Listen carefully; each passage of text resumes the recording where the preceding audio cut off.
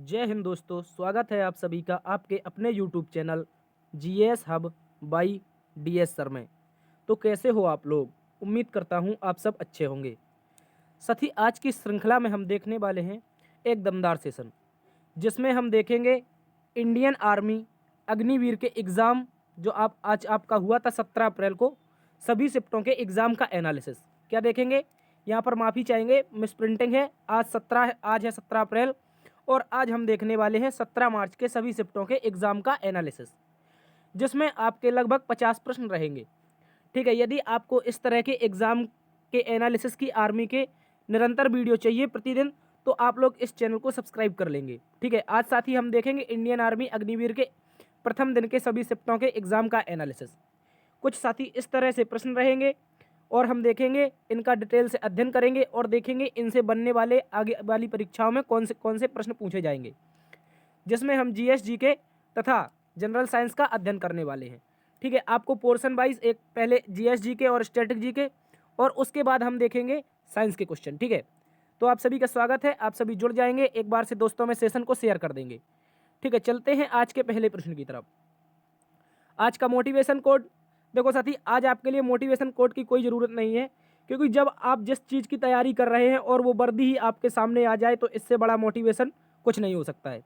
जिस तिरंगे के लिए आप तैयारी कर रहे हैं वो तिरंगा आपके सामने आ जाए तो इससे बढ़कर कोई मोटिवेशन नहीं हो सकता है। ठीक है, तो ये वर्दी और ये तिरंगे को दिमाग में रखते हुए तैयारी प्रिपरेशन को और जोर देंगे, तैयारी करेंगे और ठीक है, इसी जोश और जुनून को पुनः से अपने शरीर में रोम रोम में बसा लेंगे। ठीक है, ये वर्दी आपको याद रहनी चाहिए, इसलिए आज मोटिवेशन के रूप में ये वर्दी आपके लिए लेकर आए हैं। ठीक है, चलते हैं इसी जोश और जुनून के साथ आज के पहले प्रश्न की तरफ। आज हम क्या देखेंगे, सबसे पहले जीएस जीके का पोर्शन देखेंगे और देखेंगे इनमें किस प्रकार से क्वेश्चन हमसे पूछे गए हैं। यदि आपको ये मेरा प्रयास पसंद आए तो आप चैनल पर लाइक करके सब्सक्राइब जरूर कर लेंगे। ठीक है, चलते हैं आज के पहले प्रश्न की तरफ। आज का पहला प्रश्न करंट अफेयर से आपसे पूछा गया था। कह रहा था साथी, एकनाथ शिंदे किस पार्टी से संबंधित है? क्या पूछा था साथी? जो एकनाथ शिंदे हैं साथी, ये किस पार्टी से संबंधित हैं? तो आप सभी साथी याद रखेंगे सबसे पहले तो एकनाथ शिंदे जी के बारे में। एकनाथ शिंदे कौन है? तो भारत के एक प्रसिद्ध राजनेता है। क्या है? एकनाथ शिंदे भारत के एक प्रसिद्ध राजनेता हैं और वर्तमान में वर्तमान में महाराष्ट्र के 20वें मुख्यमंत्री हैं। कौन है? तो सभी प्यारे साथी याद रखेंगे, एकनाथ शिंदे वर्तमान में महाराष्ट्र के 20वें मुख्यमंत्री बने हैं, जिन्होंने उद्धव ठाकरे को आपकी जो शिवसेना पार्टी थी उससे बाहर निकाल दिया है। ठीक है साथी, इंपॉर्टेंट प्रश्न है। देखो, शिवसेना पार्टी का गठन किया था बाला साहब ठाकरे ने, जो उद्धव ठाकरे के पिताजी थे। लेकिन कोई एक व्यक्ति ऐसा आता है जिनका नाम एकनाथ शिंदे है, इन्होंने अपनी ही पार्टी से उनके बाला साहब ठाकरे के पुत्र, शिवसेना के जो संस्थापक थे बाला साहब ठाकरे, उनके पुत्र उद्धव ठाकरे को इस पार्टी से बाहर निकाल दिया। और जो एकनाथ शिंदे हैं ये शिवसेना पार्टी के अध्यक्ष बन चुके हैं। ये भी याद रखेंगे, यह फरवरी 2023 से शिवसेना पार्टी के अध्यक्ष बन चुके हैं एकनाथ शिंदे। इंपॉर्टेंट प्रश्न है, याद रखेंगे। ठीक है, क्वेश्चन पूछा जाएगा एकनाथ शिंदे किस पार्टी से संबंधित है, तो ये क्वेश्चन आज पूछा गया था, तो याद रख लेंगे शिवसेना पार्टी से। इसके अलावा अगर पूछ ले एकनाथ शिंदे कौन है, तो महाराष्ट्र के 20वें मुख्यमंत्री हैं, ये भी याद रखेंगे। और इन्होंने भाजपा के साथ गठबंधन करके सरकार बनाई है। इंपॉर्टेंट प्रश्न है, ये भी याद रखेंगे, भाजपा के साथ गठबंधन करके सरकार बनाई है महाराष्ट्र में और शिवसेना से इन्होंने उद्धव ठाकरे को बाहर निकाल दिया है। ठीक है, तो आप लोग याद रखेंगे एकनाथ शिंदे कौन है, एक शिवसेना पार्टी के अध्यक्ष वर्तमान में। ठीक है, चलते हैं अगले प्रश्न की तरफ। अगला प्रश्न आपसे पूछा गया था, नीरज चोपड़ा किस खेल से संबंधित है? साथी, नीरज चोपड़ा की बात की जाए तो नीरज चोपड़ा भारत के एक प्रसिद्ध भाला फेंक एथलीट है। क्या है साथी? भाला फेंक एथलीट है कौन? नीरज चोपड़ा। इंपॉर्टेंट प्रश्न है, क्वेश्चन पूछा जाएगा आपसे कि नीरज चोपड़ा कौन है, ये पूछा भी गया था आज। तो एक भाला फेंक खिलाड़ी है। इसके अलावा नीरज चोपड़ा के बारे में बात करें तो जो आपका टोक्यो 2020 हुआ था, क्या हुआ था? जो टोक्यो 2020 ओलंपिक हुआ था, जो 2021 में टोक्यो में हुआ था, इसमें भारत की तरफ से नीरज चोपड़ा ने 87.58 मीटर भाला फेंककर स्वर्ण पदक दिलाया था। ये इंपॉर्टेंट प्रश्न है, याद रखेंगे। जो नीरज चोपड़ा थे, इन्होंने टोक्यो ओलंपिक में भारत को एकमात्र स्वर्ण पदक दिलाया था, जिसमें इन्होंने 87.58 मीटर दूरी पर भाला फेंका था। और इसके अतिरिक्त इन्होंने भारत को 2022 में डायमंड लीग जितवाई है, यानी कि डायमंड लीग जीतने वाले पहले खिलाड़ी बने हैं, जिसमें डायमंड लीग में इन्होंने क्या जीता है? Gold medal. इसके अलावा एक और गेम्स हुआ था, कुर्ताने गेम्स में भी नीरज चोपड़ा ने गोल्ड मेडल जीता है। और इसके अलावा इनकी एक अन्य उपलब्धि की बात की जाए तो विश्व एथलेटिक्स चैंपियनशिप में इन्होंने अभी अमेरिका में आयोजित हुई थी, यहाँ पर इन्होंने सिल्वर मेडल जीता है। क्या जीता है? Silver medal. तो नीरज चोपड़ा किस खेल से संबंधित हो जाएंगे साथी? ये आपके भाला फेंक या फिर इसी को इंग्लिश में कहते हैं जेवलिन थ्रो। ठीक है, आपको दो ऑप्शन कोई ना कोई दिया होगा, या तो भाला फेंक दिया होगा या आपको जेवलिन थ्रो दिया होगा। ठीक है, याद रख लेंगे। तो भाला फेंक से संबंधित है। टोक्यो में गोल्ड, डायमंड लीग में गोल्ड, कुर्ताने में गोल्ड और विश्व एथलेटिक्स चैंपियनशिप में इन्होंने सिल्वर मेडल जीता है। एक अच्छा प्रश्न है, बार बार एग्जामों में पूछा जाने वाला, इसको नोट करके रख लेंगे। ठीक है, इसके रिपीट होने की संभावना है। चलते हैं अगले प्रश्न की तरफ। अगला प्रश्न कह रहा है वर्तमान में भारत के गृह मंत्री कौन है? क्या पूछा था? ये आसान सा क्वेश्चन पूछा गया था आपसे, वर्तमान में भारत के गृह मंत्री कौन है? तो सभी प्यारे साथी याद रखेंगे, वर्तमान में मोटा भाई यानी कि श्री अमित शाह जी, श्री अमित शाह जी वर्तमान में भारतीय जनता पार्टी की तरफ से भारत के गृह मंत्री है। ठीक है, याद रखेंगे भारत के गृह मंत्री कौन है? श्री अमित शाह जी वर्तमान में मोटा भाई भारत के गृह मंत्री है। इसके अलावा एक और मंत्रालय का गठन होता है जिसका नाम है सहकारिता मंत्रालय। क्या नाम है साथी? सहकारिता मंत्रालय। और सहकारिता मंत्रालय के भारत में पहले मंत्री कौन बने हैं? ये भी याद रख लेंगे आप, ये भी अमित शाह जी बने हैं। ठीक है, याद रखेंगे। क्वेश्चन पूछ लेगा, इस बार गृह मंत्री पूछा है, अगली बार पूछेगा आपसे सहकारिता मंत्री कौन है, तो आप लोग याद रख लेंगे सहकारिता मंत्री वर्तमान में अमित शाह जी हैं, इनको भी याद रख लेंगे। ठीक है, इसके अलावा कुछ अन्य विभाग हैं जो क्वेश्चन एग्जाम में पूछे जाते हैं। जैसे आपका विदेश मंत्री के बारे में पूछा जाता है। सर किसके बारे में? विदेश मंत्री के बारे में। तो विदेश मंत्री श्री एस जयशंकर जी हैं, याद रखेंगे, आपने इनका खूब नाम सुना होगा, अक्सर चर्चा में रहते हैं। विदेश मंत्री कौन है? श्री एस जयशंकर। इसके अलावा वित्त मंत्री की बात की जाए तो वित्त मंत्री आपकी निर्मला सीतारमण। कौन सी हैं? तो याद रखेंगे भारत की पूर्णकालिक महिला वित्त मंत्री है निर्मला सीतारमण, इसको भी याद रख लेंगे। इसके अलावा क्वेश्चन पूछा जाएगा भारत के रक्षा मंत्री कौन है? तो श्री राजनाथ सिंह वर्तमान में भारत के रक्षा मंत्री हैं। कौन है? श्री राजनाथ सिंह वर्तमान में भारत के रक्षा मंत्री हैं। और इसके अलावा सर एक बात और याद रखेंगे, एक क्वेश्चन और पूछ लेगा, सड़क और परिवहन मंत्री कौन है? क्या पूछेगा? सड़क और परिवहन मंत्री कौन है? इनके बारे में याद रखेंगे, नितिन गडकरी जी। कौन है? नितिन गडकरी जी वर्तमान में क्या है? आपके सड़क और परिवहन मंत्री हैं। ये चारों के चारों क्वेश्चन आप याद रख लेंगे, क्योंकि इस बार गृह मंत्री पूछा है तो अगली बार विदेश मंत्री पूछ सकता है, या फिर वित्त मंत्री, या फिर रक्षा मंत्री, या फिर सड़क एवं परिवहन मंत्री। तो इन सभी को आप लोग नोट डाउन कर लेंगे और अच्छे से याद कर लेंगे। ठीक है, चलते हैं अगले प्रश्न की तरफ। इसका आंसर क्या हो जाएगा? अमित शाह जी भारत के गृह मंत्री हैं। ठीक है, चलते हैं अगले प्रश्न की तरफ। अगला प्रश्न पूछा था फ्रांस की क्रांति थी किस वर्ष? क्या कह रहा था? जो फ्रांस की क्रांति थी सर, ये किस वर्ष हुई थी? कह रहा था जो फ्रांसीसी क्रांति थी ये किस वर्ष हुई थी? तो आप लोग याद रख लेंगे, जो फ्रांस की क्रांति है ये राजनीतिक इतिहास में 1789 में प्रारंभ मानी जाती है। कब मानी जाती है सर? 1789 में इसका प्रारंभ माना जाता है। ठीक है, तो याद रख लेंगे फ्रांस की क्रांति कब हुई थी? तो वर्ष 1789 में इसकी शुरुआत हुई थी। इसके अलावा सर कब तक चली थी? तो 1815 तक चली थी, वाटरलू के युद्ध तक। ठीक है, याद रखेंगे 1815 तक वाटरलू के युद्ध तक फ्रांस की क्रांति चली थी। लेकिन कहीं कहीं मिलता है कि फ्रांस की क्रांति 1799 तक चली थी। ठीक है, तो इन दोनों ऑप्शन में आप लोग याद रख लेंगे फ्रांस की क्रांति 1789 में प्रारंभ हुई थी। इसके अलावा दो मत हैं इनमें, 1799 और 1815 दो जगह पर ये समाप्त हुई थी। ठीक है, याद रखेंगे, क्योंकि जो वाटरलू का युद्ध था 1815 का, इसमें क्या हुआ था साथी? नेपोलियन बोनापार्ट पूर्ण रूप से यानी कि हार गया था या फिर मारा गया था। तो इसी के साथ आपकी फ्रांस की क्रांति समाप्त हो गई थी। ठीक है, याद रखेंगे फ्रांस की क्रांति 1789। अच्छा प्रश्न है, ये पूछा जाता है आपसे। अगला प्रश्न कह रहा है मंगल पांडे का संबंध किस क्रांति से? ये भी क्वेश्चन आपसे पूछा गया था। कह रहा है मंगल पांडे का संबंध किस क्रांति से? तो याद रखेंगे भारत के प्रथम स्वतंत्रता संग्राम, या फिर इसी को कहते हैं कुछ लोग की, कुछ विद्वान हैं वो कहते हैं कि भारत का पहला सैनिक विद्रोह या भारत का प्रथम स्वतंत्रता संग्राम। तो ये 1857 में हुआ था। इसी 1857 की क्रांति से मंगल पांडे का संबंध था। और मंगल पांडे जी को 8 अप्रैल को, ये क्वेश्चन पूछ लेता है आपसे, मंगल पांडे जी को फांसी कब हुई थी? तो 8 अप्रैल को सन 1857 में इनको फांसी हो गई थी। ठीक है, और जो आपकी ये 1857 की क्रांति थी ये आपकी 10 मई से शुरू हुई थी। ये क्वेश्चन भी पूछा जाता है, क्रांति शुरू कब से हुई थी? तो 10 मई से। लेकिन मंगल पांडे को फांसी कब हुई थी? तो 8 अप्रैल को। इंपॉर्टेंट है, याद रखेंगे 10 मई से 1857 की क्रांति मेरठ से शुरू हो गई थी, इसको भी याद रखेंगे। ठीक है, चलते हैं अगले प्रश्न की तरफ। अगला प्रश्न कह रहा था साथी दिल्ली किस नदी के किनारे स्थित है? आप लोग टेंशन नहीं लेंगे, आपका जो अग्निवीर का एग्जाम हो रहा है ये बहुत आसान प्रश्न आ रहे हैं इसमें, और ये पहली बार एग्जाम जो कि आपका ऑनलाइन हो रहा है। ठीक है, याद रखेंगे क्वेश्चन पूछा गया था दिल्ली सर किस नदी के किनारे स्थित है? तो याद रख लेंगे दिल्ली आपका किस नदी के किनारे है सर, ये यमुना नदी के किनारे स्थित है। किस नदी के किनारे, इंपॉर्टेंट प्रश्न पूछा जाता है, यमुना नदी के किनारे स्थित है। इसके अतिरिक्त जो यमुना नदी है साथी, इसके किनारे कौन कौन से शहर हैं, तो आपका एक मथुरा हो जाएगा, आगरा हो जाएगा, एक आपका कालपी हो जाएगा, इटावा हो जाएगा, हमीरपुर हो जाएगा और प्रयागराज।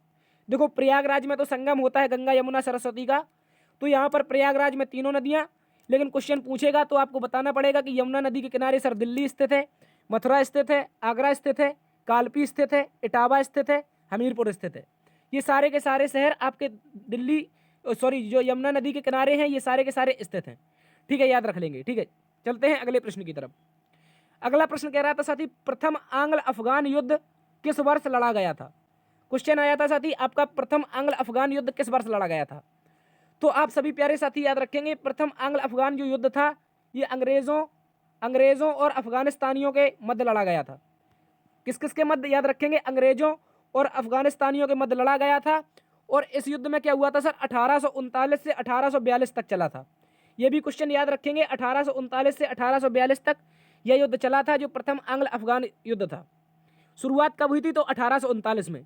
और इसी 1839 में अंग्रेजों ने कहां पर, जो अफगानिस्तान की राजधानी थी काबुल पर कब्जा कर लिया था। यह भी प्रश्न पूछा जाता है कि प्रथम आंग्ल अफगान युद्ध में अंग्रेजों ने काबुल पर कब्जा कब किया।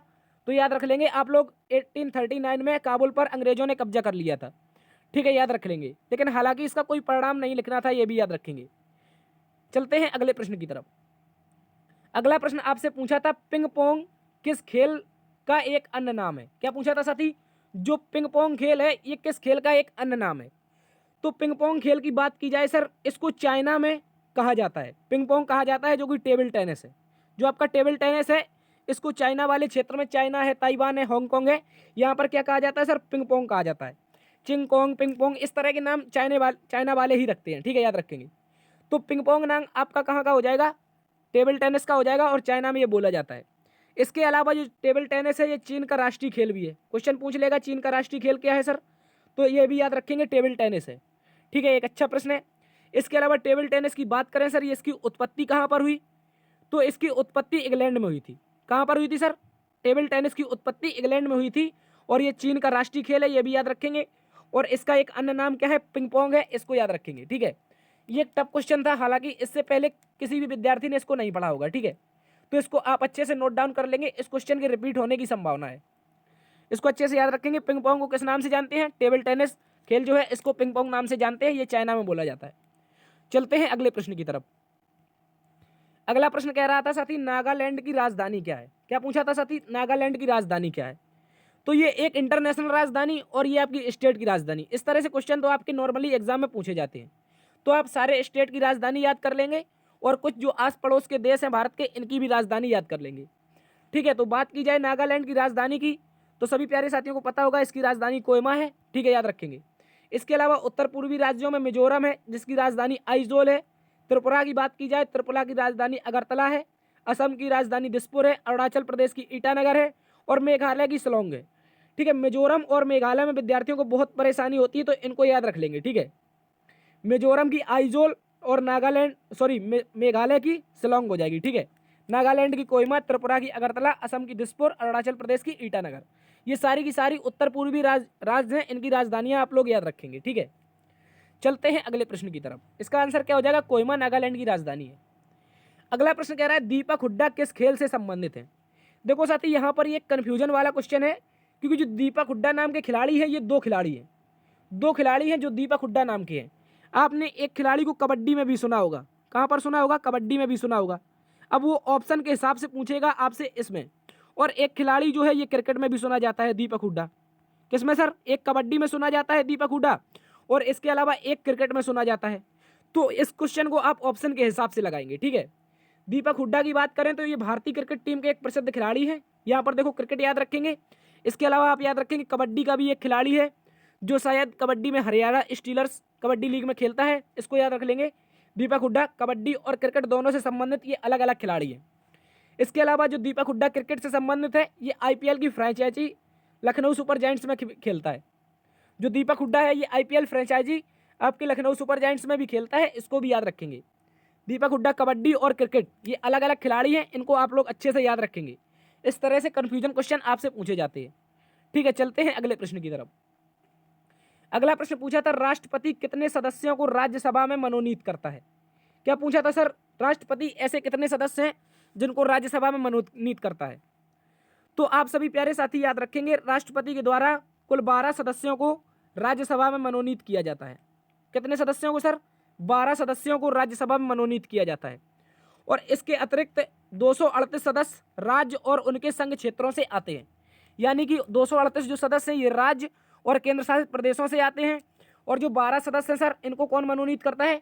तो आपका राष्ट्रपति मनोनीत करता है। राज्यसभा की टोटल सीट की बात करी जाए तो सर 250 टोटल सीट है, ये भी याद रखेंगे। ठीक है, इसके अलावा एक क्वेश्चन और पूछा जाता था आपसे, इनमें से 2 सदस्यों को जो लोकसभा में मनोनीत करता था राष्ट्रपति, जो 2 सदस्य होते थे टोटल, पहले देखो विद्यार्थियों, पहले टोटल 14 लोग नियुक्त किए जाते थे। कितने? 14 लोग। और इन 14 लोगों को अब लेकिन 14 नहीं किया जाता है, अब केवल 12। लेकिन जो 2 व्यक्ति थे इनको क्या हुआ, 104वें संविधान संशोधन के तहत, आपने देखा होगा एंग्लो इंडियन का जो पद था ये 104वें संविधान संशोधन के तहत हटा दिया गया है। ठीक है, तो इसी में 2 सदस्य जो थे वो आपके लोकसभा में मनोनीत किए जाते थे। तो आपसे पूछ सकता है अब क्वेश्चन कि लोकसभा में राष्ट्रपति कितने मनोनीत करता है? तो याद रखेंगे 0 करता है। ये पहले करता था साथी, 2 पहले करता था, लेकिन वर्तमान में 0 करता है। ठीक है, इसको भी याद रख लेंगे आप लोग। 104वां संविधान संशोधन के तहत एंग्लो इंडियन के पदों को समाप्त कर दिया है। अच्छा प्रश्न है, याद रखेंगे। और लोकसभा में जो आपकी एलएस है, इसमें अब आपके कुल 550 सदस्य रह गए हैं और राज्यसभा में आपके 250 हैं। ठीक है, याद रख लेंगे। अच्छा प्रश्न है, एक बार पुनः से देख लेते हैं यदि आपको कंफ्यूजन हो रही है। तो आरएस में आपके कुल 250 सदस्य हैं, जिसमें 12 आपके राष्ट्रपति मनोनीत करता है। और एलएस यानी कि लोकसभा में आपके 550 बचे हैं, पहले ये 552 होते थे। ठीक है, याद रखेंगे। प्रेसिडेंट कितने नियुक्त करता है? राज्यसभा में 12, लेकिन लोकसभा में अब किसी को नियुक्त नहीं करता है। ठीक है, याद रखेंगे। चलते हैं अगले प्रश्न की तरफ। अगला प्रश्न कह रहा था, क्षेत्रफल के आधार पर भारत का सबसे बड़ा राज्य कौन सा है? तो ये भी आसान सा क्वेश्चन था। भारत का सबसे बड़ा राज्य कौन सा हो जाएगा? राजस्थान। किसके अनुसार? तो याद रखेंगे एरिया के अनुसार। ठीक है, एरिया के अनुसार भारत का सबसे बड़ा राज्य क्या है? राजस्थान। लेकिन वहीं पर जनता के अनुसार बात की जाए, किसके अनुसार? जनता यानी कि जनसंख्या के अनुसार, तो ये आपका उत्तर प्रदेश हो जाएगा। क्या हो जाएगा साथी? जनता सर्वाधिक किस राज्य में है? तो उत्तर प्रदेश में है। लेकिन एरिया सर्वाधिक किसका है? तो राजस्थान का है। अच्छा प्रश्न है, याद रखेंगे। लेकिन सर एक क्वेश्चन और पूछा जाता है यहाँ पर, तो पहला पूछ लिया, हो सकता है दूसरा पूछ ले, तीसरा पूछ ले या चौथा पूछ ले। तो इनके हिसाब से आप क्षेत्रफल के हिसाब से याद रखेंगे। पहले पर राजस्थान है क्षेत्रफल सर्वाधिक, दूसरा आपका मध्य प्रदेश, तीसरा आपका महाराष्ट्र और चौथे पर क्षेत्रफल के हिसाब से उत्तर प्रदेश हो जाएगा। इन चारों को याद रखेंगे। इंपॉर्टेंट प्रश्न है, इस तरह से क्वेश्चन आपसे आगे भी पूछने की संभावना है। चलते हैं अगले प्रश्न की तरफ। अगला प्रश्न पूछा था, हीराकुंड बांध किस नदी पर स्थित है? तो सभी प्यारे साथी याद रखेंगे, हमने कई बार करवाया है इसको। हीराकुंड बांध आपका महानदी पर स्थित है। ये क्वेश्चन कल ही करवाया था और ये ओडिशा के संबलपुर में स्थित है, ये भी याद रखेंगे। और महानदी की बात की जाए तो ये छत्तीसगढ़ से निकलती है। ये क्वेश्चन आपको करवा चुके हैं हम। ठीक है, याद रखेंगे। तो हीराकुंड बांध ओडिशा महानदी पर स्थित है, संबलपुर डिस्ट्रिक्ट में है, ये भी याद रखेंगे। और भारत का सबसे लंबा बांध भी है। ठीक है, चलते हैं अगले प्रश्न की तरफ। अगला प्रश्न कह रहा था, चर्चा में रहा मोढेरा का सूर्य मंदिर किस राज्य में स्थित है? क्वेश्चन आया था, चर्चा में रहा मोढेरा का सूर्य मंदिर किस राज्य में स्थित है? एक अच्छा प्रश्न है, इसको याद रखेंगे। तो बात की जाए मोढेरा की सूर्य मंदिर की, तो सर ये कहां पर स्थित है? आपका गुजरात में स्थित है। कहां पर? गुजरात में स्थित है। करंट अफेयर का क्वेश्चन है, अच्छा क्वेश्चन है। ये क्यों चर्चा में रहा है सर? तो यहाँ पर जो सूर्य मंदिर है, इस मंदिर के जो परिसर में पैनल लगाए गए हैं, सोलर पैनल, उसके तहत जो मोढेरा गांव है उसको पूर्ण रूप से फ्री में बिजली दी गई है। ठीक है, मंदिर परिसर से पूरे गांव को फ्री में बिजली जाती है, इसलिए चर्चा में रहा है।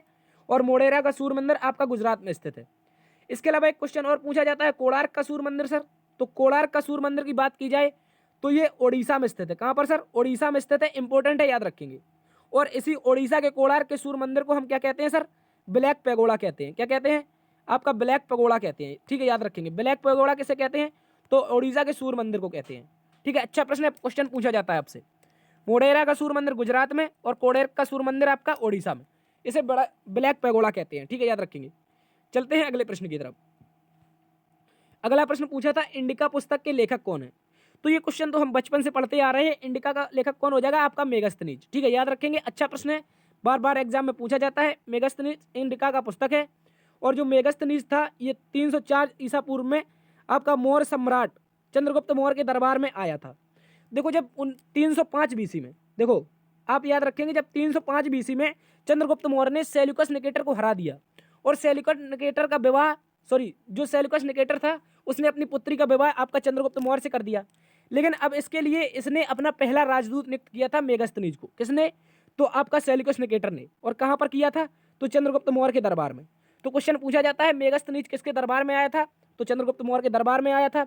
इसके अलावा इसने भारत को इंडिका पुस्तक लिखी भारत को देखकर, और इस पुस्तक में भारत के समाज को 7 वर्गों में विभाजित बताया। कितने वर्गों में सर? 7 वर्गों में। इस पुस्तक में किसने जो आपका मेगास्थनीज था इसने 7 वर्गों में भारतीय समाज को विभक्त बताया था। ये क्वेश्चन भी पूछा जाता है, ठीक है, याद रखेंगे। इंडिका पुस्तक किसकी है? मेगास्थनीज की, ठीक है। चलते हैं अगले प्रश्न की तरफ। अगला प्रश्न आपसे कह रहा है सूडान की राजधानी क्या है? क्वेश्चन आया था सर सूडान की राजधानी क्या है? तो सूडान की राजधानी की बात की जाए तो इसकी राजधानी सर खार्तूम है। क्या है सर? सूडान की राजधानी खार्तूम है। लेकिन जो सूडान है ये एक अफ्रीकी देश है, ये भी याद रखेंगे। कौन सा देश है सर? अफ्रीका महाद्वीप का एक देश है सूडान। और वर्ष 2011 में सूडान से अलग होकर दक्षिणी सूडान नामक एक नया देश बना था। क्या बना था साथी? ये हालांकि अभी हाल ही में चर्चा में भी है, इसको याद रखेंगे। सूडान जो देश है इसकी राजधानी खार्तूम है और सूडान 2011 में 2 हिस्सों में टूटा, जिसमें एक नया देश बनकर आपके सामने आया दक्षिणी सूडान। और दक्षिणी सूडान की बात की जाए तो इसकी राजधानी जुबा है। क्या है सर? जुबा। ये क्वेश्चन भी आज आपका अग्निवीर में पूछा गया था, इसको भी आप लोग याद रख लेंगे। चलते हैं अगले प्रश्न की तरफ। अगला प्रश्न पूछा था इसरो का पूरा नाम क्या है? क्या पूछा था सर? इसरो का पूरा नाम क्या है? तो बात की जाए इसरो के पूरे नाम की तो भारतीय अंतरिक्ष अनुसंधान संगठन। इनमें से ये 2 ऑप्शन कोई ना कोई या तो इंग्लिश में दिया होगा आपको या हिंदी में। हिंदी में दिया होगा तो भारतीय अंतरिक्ष अनुसंधान संगठन, इसके अलावा या इंग्लिश में दिया होगा तो इंडियन स्पेस रिसर्च ऑर्गेनाइजेशन। इसको याद रखेंगे। इसरो का पूरा नाम क्या है? इंडियन स्पेस रिसर्च ऑर्गेनाइजेशन, यानी कि भारतीय अंतरिक्ष अनुसंधान संगठन। और बात की जाए साथ ही इसकी स्थापना की तो 15 अगस्त 1969 को विक्रम साराभाई ने इसकी स्थापना की थी। कब की थी सर? 15 अगस्त 1969 को विक्रम साराभाई जी के द्वारा इसकी स्थापना की गई थी। इंपॉर्टेंट प्रश्न याद रखेंगे। और इसरो की सर मुख्यालय की बात की जाए तो इसरो का मुख्यालय सर आपका बेंगलुरु में। कहाँ पर है? बेंगलुरु में इसरो का मुख्यालय, इसको भी याद रखेंगे। और इसकी स्थापना विक्रम साराभाई ने 15 अगस्त 1969 को की थी। इसका पूरा नाम क्या है? इंडियन स्पेस रिसर्च ऑर्गेनाइजेशन, ठीक है। इसको अच्छे से याद रखेंगे। चलते हैं अगले प्रश्न की तरफ। अगला प्रश्न सर पूछा था राइन नदी किस देश में बहती है? तो राइन नदी आपको ऑप्शन के हिसाब से देखना होगा। राइन नदी की बात की जाए तो सर ये राइन नदी जो है यूरोप की एक प्रसिद्ध नदी है और ये स्विट्जरलैंड से निकलती है। कहाँ से सर? इंपॉर्टेंट है, पूछ लेगा। राइन नदी का उद्गम कहाँ से होता है? तो स्विट्जरलैंड से होता है। इसके अलावा यूरोप के देश हैं ऑस्ट्रिया, जर्मनी, फ्रांस और हॉलैंड, ठीक है। इन 4 देशों में, स्विट्जरलैंड सहित कुल 5 देशों में ये बहती है। जो राइन नदी है साथी ये जर्मनी में ज़्यादा प्रसिद्ध है। जर्मनी में क्यों प्रसिद्ध है? तो जर्मनी में इसके आसपास के क्षेत्र में कोयले के भंडार पाए जाते हैं। किसके भंडार? कोयले के भंडार पाए जाते हैं राइन नदी के, जर्मनी में। इसी कारण जर्मनी को राइन नदी का रूढ़ क्षेत्र कहते हैं। क्या कहते हैं? जो राइन नदी के आसपास का क्षेत्र है, इसलिए जर्मनी में रूढ़ क्षेत्र जो है ये बहुत प्रसिद्ध है। किसके लिए? कोयले के लिए। तो आप लोग याद रखेंगे राइन नदी आपको ऑप्शन के हिसाब से देखना होगा, या तो जर्मनी दिया होगा या ऑस्ट्रिया या फिर स्विट्जरलैंड या फ्रांस या फिर हॉलैंड, ठीक है। आपको एग्जामिनर कोई ना कोई एक ही ऑप्शन देगा आपको, तो याद रखना है, ठीक है। उम्मीद करता हूँ आपको जर्मनी ऑप्शन में दिया हुआ है, ठीक है। और ये जो राइन नदी है इसमें भारत की राइन किसे कहते हैं, ये भी क्वेश्चन बनता है कि क्या ऐसी जो राइन नदी यूरोप में बहती है, क्या ऐसी भी कोई नदी भारत में है? तो याद रखेंगे दामोदर नदी है। कौन सी साथी? दामोदर नदी इस प्रकार की नदी है जो झारखंड के रूढ़ क्षेत्र में बहती है, ठीक है। याद रखेंगे कोयला नदी के नाम से जाना जाता है इसको, दामोदर को। जिस प्रकार राइन यूरोप में प्रसिद्ध है उसी प्रकार दामोदर भारत में प्रसिद्ध है, ठीक है। तो राइन नदी कहाँ पर बहती है? यूरोप के, जर्मनी में, ठीक है। इंपॉर्टेंट है, याद रखेंगे। चलते हैं अगले प्रश्न की तरफ। अगला प्रश्न आया था सर गदर पार्टी की स्थापना किस वर्ष हुई? क्या कह रहा था सर? गदर पार्टी की स्थापना किस वर्ष हुई? तो गदर पार्टी की स्थापना की बात की जाए सर वर्ष 1913 में। कब सर? वर्ष 1913 में लाला हरदयाल और कैप्टन सोहन सिंह भागड़ा। कौन? याद रखेंगे, लाला हरदयाल और कैप्टन सोहन सिंह भागड़ा के द्वारा इसकी स्थापना की गई थी। इंपॉर्टेंट प्रश्न, क्वेश्चन पूछा जाता है एग्जाम में। गदर पार्टी की स्थापना कब हुई? तो 1913 में लाला हरदयाल और कैप्टन सोहन सिंह भागड़ा के द्वारा अमेरिका के सैन फ्रांसिस्को, ये भी क्वेश्चन पूछ लेगा कहां पर हुई, तो अमेरिका के सैन फ्रांसिस्को में इसकी स्थापना हुई थी 1913 में, ठीक है। याद रखेंगे गदर पार्टी की स्थापना कब हुई? 1913। इंपॉर्टेंट प्रश्न है, इसको अच्छे से याद रख लेंगे। चलते हैं अगले प्रश्न की तरफ। अगला प्रश्न तो साथी अब हम देखो यहां पर हमने देखे जीएस जीके और स्टैटिक जीके के अच्छे प्रश्न। इसके बाद अब हम क्या देखेंगे? जो क्वेश्चन आज आपके साइंस से पूछे गए थे, ठीक है। तो आप सभी जुड़े रहेंगे और साइंस के क्वेश्चनों को देखेंगे, ठीक है। चलते हैं अगले प्रश्न की तरफ। आज का साइंस का पहला प्रश्न पूछा था, सिट्रिक अम्ल किसमें पाया जाता है? क्या कह रहा था साथी? जो सिट्रिक अम्ल है ये किसमें पाया जाता है? सर सिट्रिक अम्ल की बात की जाए तो सिट्रिक अम्ल आपका खट्टे पदार्थों में पाया जाता है। किसमें? खट्टे पदार्थों में पाया जाता है सिट्रिक अम्ल। खट्टे पदार्थ क्या? जैसे आपका आंवला है, नींबू है, इस तरह के जितने भी खट्टे पदार्थ हैं इनमें क्या पाया जाता है? सिट्रिक एसिड पाया जाता है। इंपॉर्टेंट प्रश्न है, याद रखेंगे। ये एक बार बार एग्जाम में पूछा जाता है। यदि विज्ञान से क्वेश्चन बनेगा, जनरल साइंस से, तो ये क्वेश्चन जरूर पूछा जाएगा। सिट्रिक अम्ल किसमें पाया जाता है? खट्टे पदार्थों में। चलते हैं अगले प्रश्न की तरफ। अगला प्रश्न आपसे पूछा था, आरबीसी का जीवन काल कितने दिनों का होता है? क्या पूछा था? आरबीसी का जीवन काल कितने दिनों का होता है? तो इसको याद रखेंगे, रेड ब्लड कार्पल्स सेल। ठीक है, इंपॉर्टेंट प्रश्न है। रेड ब्लड कार्पल सेल इसका फुल फॉर्म होता है। और इनके जीवन काल की बात की जाए तो 120 दिनों तक औसतन इसका जीवन काल होता है। क्या है? औसतन जीवन काल की बात की जाए तो औसतन 120 दिनों तक आपका आरबीसी कार्य करता है। और आरबीसी का कब्रिस्तान से भी क्वेश्चन बनता है, हो सकता है कल आपसे पूछ ले। तो आप लोग याद रखेंगे, आरबीसी का कब्रिस्तान सर कहां पर हो जाएगा? ये प्लीहा में हो जाएगा। कहां पर? प्लीहा में। इंपॉर्टेंट प्रश्न है, याद रखेंगे। आरबीसी का कब्रिस्तान आपका प्लीहा कहलाता है। अच्छा प्रश्न है, इसको आप याद रख लेंगे।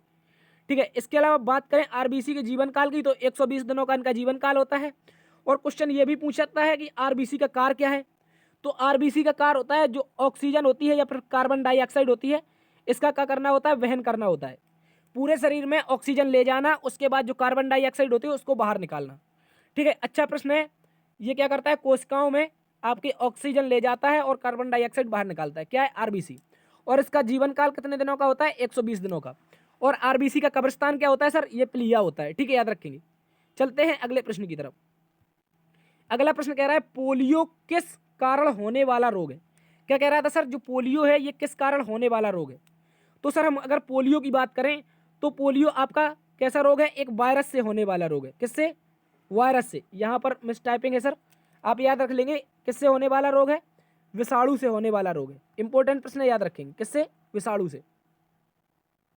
और इसके अलावा ये भी आपसे पूछ सकता है कि जो पोलियो है इससे मुक्त भारत कब हुआ था? पोलियो मुक्त भारत कब हुआ था? तो याद रखेंगे, पोलियो मुक्त भारत आपका 2014 में हो गया था। कब हो गया था सर? 2014 में भारत पोलियो मुक्त हो गया था। इंपॉर्टेंट प्रश्न याद रखेंगे।